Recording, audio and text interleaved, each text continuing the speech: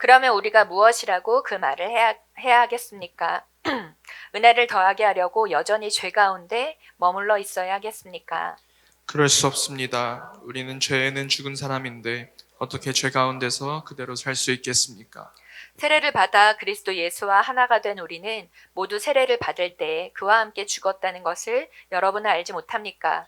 그러므로 우리는 세례를 통하여 그의 죽으심과 연합함으로써 그와 함께 묻혔던 것입니다. 그것은 그리스도께서 아버지의 영광으로 말미암아 죽은 사람들 가운데서 살아나신 것과 같이 우리도 또한 새 생명 안에서 살아가기 위함입니다. 우리가 그의 죽으심과 같은 죽음을 죽어서 그와 연합하는 사람이 되었으면 우리는 부활에 있어서도 또한 그와 연합하는 사람이 될 것입니다. 우리의 옛 사람이 그리스도와 함께 십자가에 달려 죽은 것은 죄의 몸을 멸하여서 우리가 다시는 죄의 노예가 되지 않게 하려는 것임을 우리는 압니다. 죽은 사람은 이미 죄의 세력에서 해방되었습니다. 우리가 그리스도와 함께 죽었으면 그와 함께 우리도 또한 살아날 것임을 믿습니다. 우리가 알기로 그리스도께서는 죽은 사람들 가운데서 살아나셔서 다시는 죽지 아니하시며 다시는 죽음이 그를 지배하지 못합니다. 그리스도께서 죽으신 죽음은 죄에 대해서 단번에 죽으신 것이요 그분이 사시는 삶은 하나님을 위하여 사시는 것입니다. 이와 같이 여러분도 죄에 대해서는 죽은 사람이요 하나님을 위해서는 그리스도 예수 안에서 살고 있는 사람이라는 것을 알아야 합니다. 그러므로 여러분은 죄가 여러분의 죽을 몸을 지배하지 못하게 해서 여러분의 몸의 정욕에 굴복하는 일이 없도록 하십시오. 그러므로 여러분은 여러분의 지체를 죄에 내맡겨서 불의의 연장이 되게 하지 마십시오. 오히려 여러분은 죽은 사람들 가운데서 살아난 사람답게 여러분을 하나님께 바치고 여러분의 지체를 의의 연장으로 하나님께 바치십시오. 여러분은 율법 아래 있지 않고 은혜 아래 있으므로 죄가 여러분을 다스릴 수 없을 것입니다. 아멘. 자리에 앉겠습니다.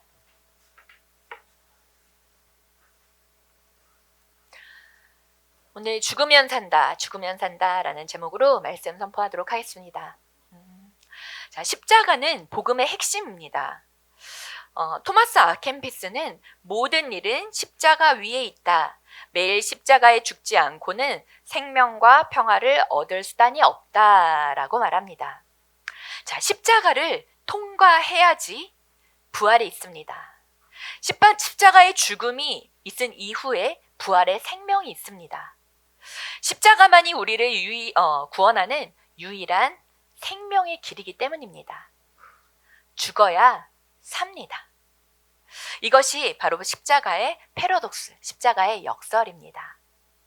로마서 5장까지 지난주까지 살펴봤던 로마서 5장의 말씀은 믿음으로 의롭게 된다는 칭의에 대한 부분이었습니다. 그 중에 지난주일에 잠시 나눴었던 5장 20절 말씀에 죄가 많은 곳에 은혜가 더 넘친다라는 그 말씀은 은혜를 받기 위해서 그러면 악한 짓을 더 많이 해야겠네. 아니면 죄를 더 많이 지어야겠네. 은혜가 더 많다니까. 이렇게 해석하게 된다라면 성경을 오역하는 것입니다. 잘못 해석하는 것입니다. 이것은 은혜를 모르는 자들입니다. 이러한 주장을 하는 사람들이 있습니다. 그러한 사람들을 도덕률 폐기론자, 무율법주의자라고 얘기합니다. 자, 죄가 많은 곳에 은혜가 넘친다, 더 넘친다라는 말은 모든 죄를 덮으시는 어떠한 죄라도 다 덮으실 수 있는 하나님의 압도적인 은혜를 말하는 것입니다. 자, 로마서 6장 1절에서 2절 말씀 우리 같이 읽어볼게요. 6장 1절 2절 시작. 그러면 우리가 무엇이라고 말을 해야 하겠습니까? 은혜를 더하게 하려고 여전히 죄 가운데 머물러 있어야 하겠습니까? 그럴 수 없습니다. 우리는 죄에는 죽은 사람인데 어떻게 죄 가운데서 그대로 살 수 있겠습니까? 아멘. 자, 죄에 대해서 죽었다라고 하는 것은 죄가 더 이상 나에게 어떤 영향도 끼치지 못한다라는 것입니다. 죄가 더 이상 나를 지배할 수 없다라는 것입니다. 죄가 더 이상 나와는 상관이 없다. 이것을 선포하는 것입니다. 나의 옛사람이 죽었기 때문입니다. 하나님은 속죄의 은혜를 경험한 사람을 이러한 사람은 막 살 수가 없습니다. 자기 멋대로 자기 마음대로 살 수가 없습니다. 진짜 주님을 만나게 되면요. 그리고 진짜 주님의 은혜를 경험하게 되면 왜 성경 공부 그렇게 가서 해? 너 주일날 가가지고 왜 이렇게 오랫동안 있어? 안 피곤해? 새벽 예배 왜 드려? 큐티는 왜 해야 된 거야? 교회 봉사 그렇게 열심히 하는 거 이상한 거 아니야? 너 왜 이렇게 열심히야? 이러한 말이 절대로 나올 수가 없습니다. 그 은혜를 경험한 사람들은 이러한 얘기를 할 수가 없습니다. 더 주님을 알고 싶고, 그리고 더 주님께 가까이 가고 싶고, 그리고 주님의 사랑을 더 경험하고 싶고, 더 주님의 말씀대로 살아가고 싶고, 더 주님과 하나 되고 싶은 그 마음, 그러한 간절한 마음이 들 뿐입니다. 자, 은혜의 빚진 자가 된다는 것, 은혜의 빚진 자가 되어서 어떻게든 그 감사와 감격을 주님께 표현하고 싶습니다. 그리고 자신을 드리고 싶어하는 마음이 생깁니다. 그렇다면 믿음으로 의롭게 된 성도들, 즉 죄에 대해서 죽은 우리들은 어떠한 변화를 경험하게 될까요? 3, 4절 말씀을 우리 같이 읽어볼게요. 3, 4절 시작.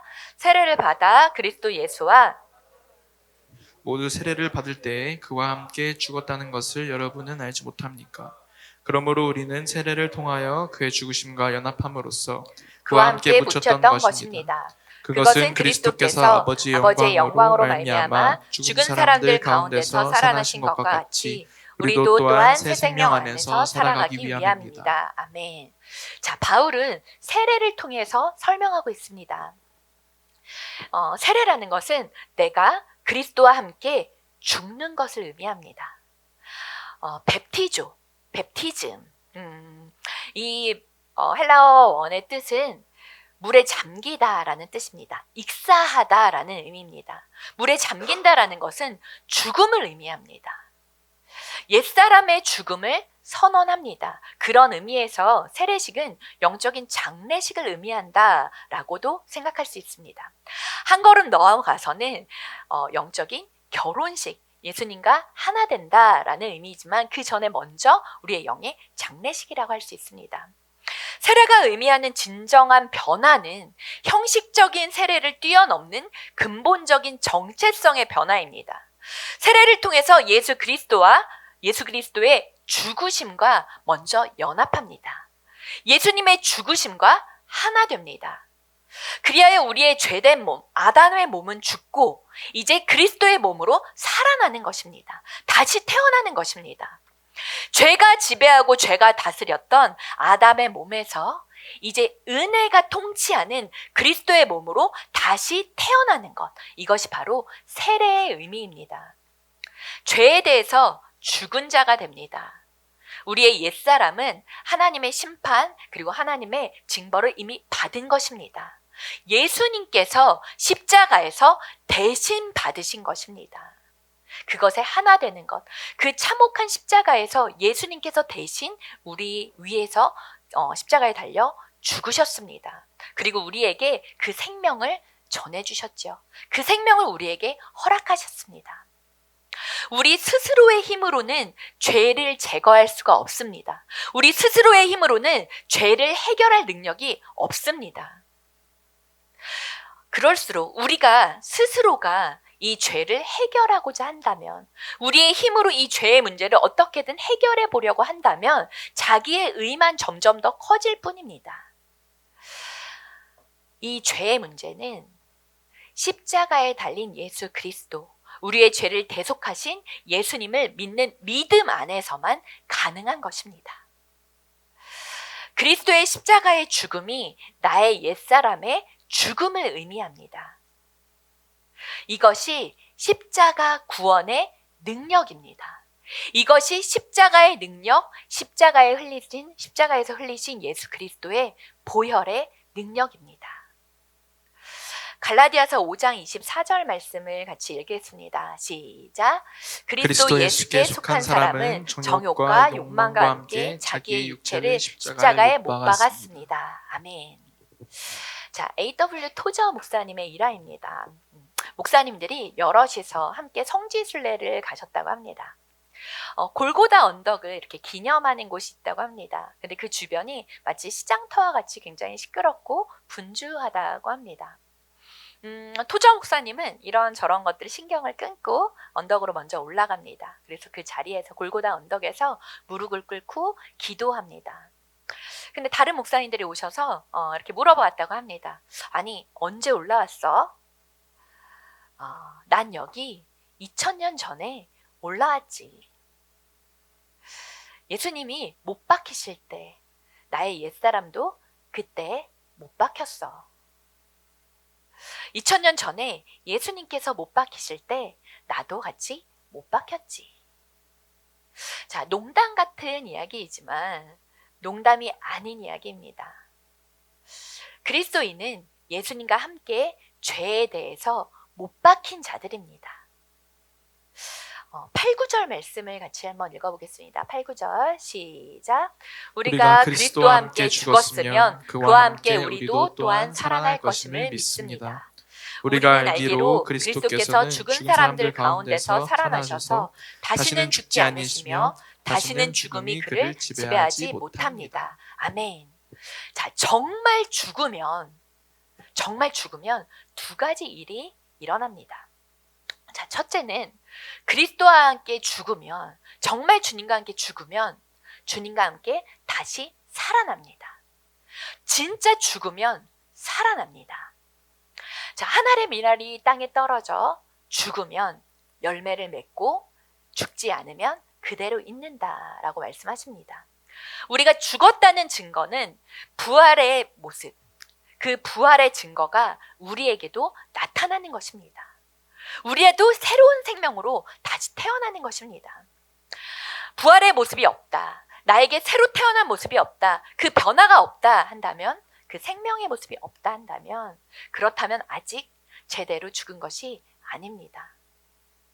진짜 죽으면 살아납니다. 진짜 죽으면 다시 살아나는 증거가 나타납니다. 자, 두 번째로는 이제 다시는 죽음이 그를 지배할 수가 없습니다. 이제 다시는 죄와 사망이 나를 지배할 수가 없습니다. 자, 진짜 죽으면요, 죄와 죽음이 더 이상 나에게 영향을 미칠 수가 없습니다. 자, 우리가 죽지 않았을 때, 그리고 덜 죽었을 때는 현실 앞에서 계속적으로 갈등하게 됩니다. 왔다 갔다 갈등하게 됩니다. 또한 죄의 유혹이 나를 계속적으로 누르고 흔듭니다. 아직도 그 영향력이 있기 때문입니다. 하지만 죽은 자는 움직이지 않습니다. 죽은 자는 흔들리지 않습니다. 죽은 자는 갈등하지 않습니다. 이럴 때 우리가 만약에 흔들린다, 우리가 갈등이 있다, 현실 앞에서 주저한다 할 때는 예수님께서 하셨던 방법대로 해야 합니다. 예수님도 십자가를 지시기 전에 많이 괴로우셨습니다. 피할 수만 있다면 피할 수 있기를 그렇게 원하셨습니다. 그래서 겟세마네 언덕에서 기도하셨죠. 이 잔을 꼭 제가 마셔야 합니까? 라고 하나님 아버지께 묻습니다. 자신의 죽음을 받아들이고 그리고 선언하는 일은 쉬운 일이 아닙니다. 어렵습니다. 예수님께서도 힘들어 하셨습니다. 우리의 삶 속에서도 동일합니다. 뻔히 보여도 속아주는 것, 나를 모욕하고 괴롭히는 사람 앞에서 웃으면서 대할 수 있는 것, 손해를 참는 건 어려운 일입니다. 또 배신하고 거짓말하는데 내가 그 앞에서 괴로운 일이지만 참아내는 것, 이거 쉬운 일이 아닙니다. 예수님은 기도하셨습니다. 내 뜻대로 마시고 아버지의 뜻대로 하옵소서. 이 기도를 마치시고 예수님은 십자가를 향하여 담대하게 걸어가셨습니다. 자, 여러분, 죽어야 삽니다. 죽어야 사는 것. 정말 죽기를 원하신다면 그 자리에서 엎드리십시오. 내가 정말 죽기를 원한다면 그 자리에서 예수님과 같이 기도하십시오. 기도 외에는 사실 답이 없습니다. 내가 죽는 것 쉬운 일 아닙니다. 그 자리에서 무릎 꿇으시길 바랍니다. 예수님도 땀이 비처럼 흐르도록, 땀이 피가 되도록 그렇게 기도하셨고 괴로워하셨고 엎드리셨습니다. 내가 죽는 싸움은 바로 우리가 평생토록 해야 되는 영적인 전쟁입니다. 영적 전쟁은 외부에 보이는 시커멓게 보이는 사탄의 세력과 붙는 것이 아닙니다. 영적인 전쟁은 내 안에서 나와의 싸움입니다. 이 싸움은 예수님 안에서 내가 붙어있는 싸움입니다. 예수님 안에 속한 것, 그 안에서 벗어나지 않기 위한 싸움입니다. 그러나 여러분, 이 싸움은 이미 예수 그리스도께서 승리하신 싸움입니다. 예수님께서 승리를 선포하신 싸움입니다. 예수님께서 십자가에서 승리하셨기 때문입니다. 주님의 도우심을 구하십시오. 그리고 성령님의 도우심을 구하십시오. 기도하십시오. 주님을 찾으십시오. 주님께서 반드시 우리와 함께 하시고 우리의 그 자리에 함께 하시며 우리의 다스리신 하나님이십니다. 자, 11절 말씀을 이거는 개역개정으로 한번 읽어볼게요. 11절 말씀 시작. 이와 같이 너희도 너희 자신을 죄에 대하여는 죽은 자요 그리스도 예수 안에서 하나님께 대하여는 살아있는 자로 여길지어다. 아멘. 자, 죄에 대하여 죽은 자요 그리고 예수 안에 산 자로 여기라 라고 말씀하십니다. 여길지어다. 이 여기다는 헬라어 원어로는 계산하다, 생각하다 라는 뜻입니다. 자, 내가 부족하더라도, 내가 하나님 앞에 참 부족합니다 라고 여길지라도 나는 주님의 자녀입니다. 나는 하나님 아버지의 아들입니다. 나는 하나님 아버지의 딸입니다 라고 여기십시오. 그리고 내가 주님 안에서 산 자로 여기십시오. 내가 주님과 함께 죽고 주님과 함께 살아났습니다. 산 자로 여기십시오. 이것이 바로 은혜 안에서 살아가는 길입니다. 유일한 길입니다. 자, C.S. 루이스의 순전한 기독교라는 책이 있습니다. 그 책에 보면은 챕터에 가장합시다 라는 단원이 있습니다. 여기에 있는 이야기인데요. 늘 가면을 쓰고 살아가는 사람이 있습니다. 그러한 남자의 이야기가 나옵니다. 이 남자는 얼굴이 굉장히 못생겼습니다. 못생긴 남자가 있었습니다. 그래서 고민 끝에 잘생긴 사람의 가면을 만듭니다. 그리고 그 잘생긴 가면을 나갈 때마다 항상 얼굴에 쓰고 나갑니다. 10년, 20년 그렇게 오랜 시간 동안에 잘생긴 사람의 행세를 하고 살아갔습니다. 자, 그러던 어느 날에 가면을 벗었는데 그 얼굴이 가면에 있는 잘생긴 얼굴로 변해 있었다라는 이야기입니다. 자, 물론 이것은 비유입니다. 가장이 현실이 된 것입니다. 어쩌면 이것이 복음의 본질을 가장 잘 설명한 것입니다. 갈라디아서 3장 27절 말씀을 제가 읽겠습니다. 여러분은 모두 세례를 받아 그리스도와 하나가 되고 그리스도를 옷으로 입은 사람들이기 때문입니다. 자, 내가 의로워서가 아닙니다. 하나님께서 나를 의롭다 간주하시고 하나님께서 나를 의롭다 인정해 주시는 것입니다. 우리 한번 따라해 볼까요? 지금 나는 그리스도의 옷을 입었습니다.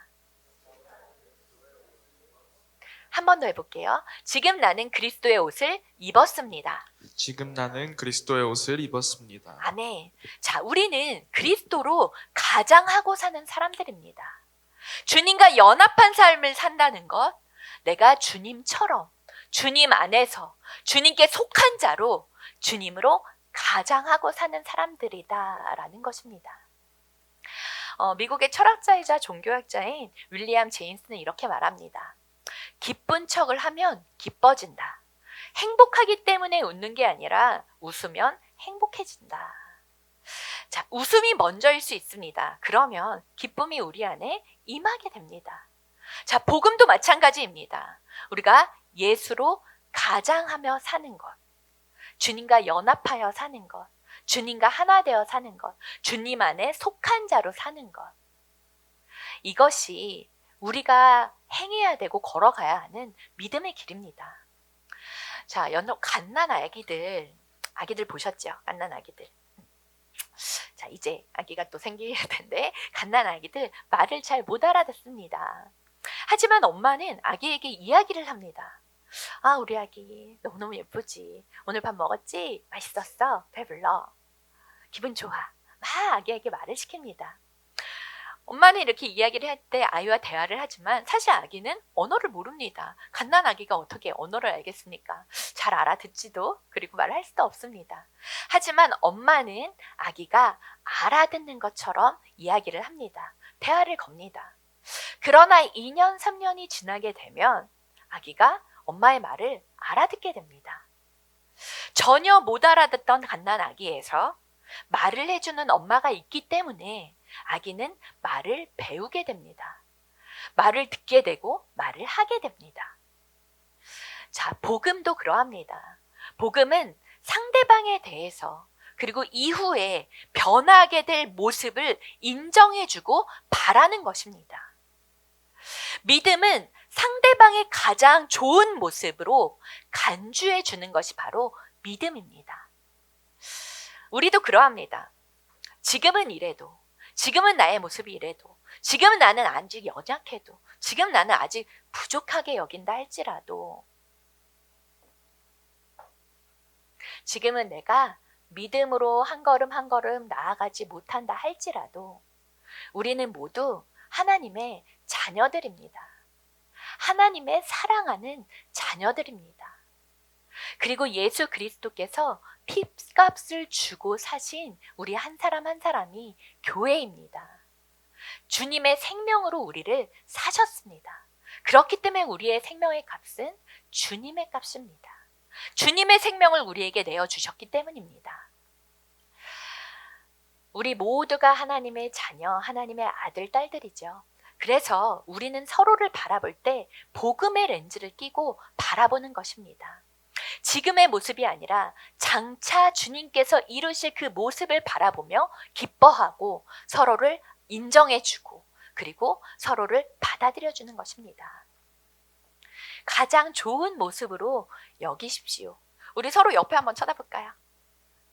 자, 그리고 가장 좋은 모습으로 여겨주십시오. 그것이 은혜 안에 살아나가는 그리스도인의 길입니다. 우리 반주해 주세요. 13절, 14절 말씀 우리 함께 같이 읽어보도록 하겠습니다. 13절, 14절 시작. 그러므로 여러분은 여러분의 지체를 죄에 내맡겨서 불의의 연장이 되게 하지 마십시오. 오히려 여러분은 죽은 사람들 가운데서 살아난 사람답게 여러분을 하나님께 바치고 여러분의 지체를 의의 연장으로 하나님께 바치십시오. 여러분은 율법 아래 있지 않고 은혜 아래 있으므로 죄가 여러분을 다스릴 수 없을 것입니다. 아멘.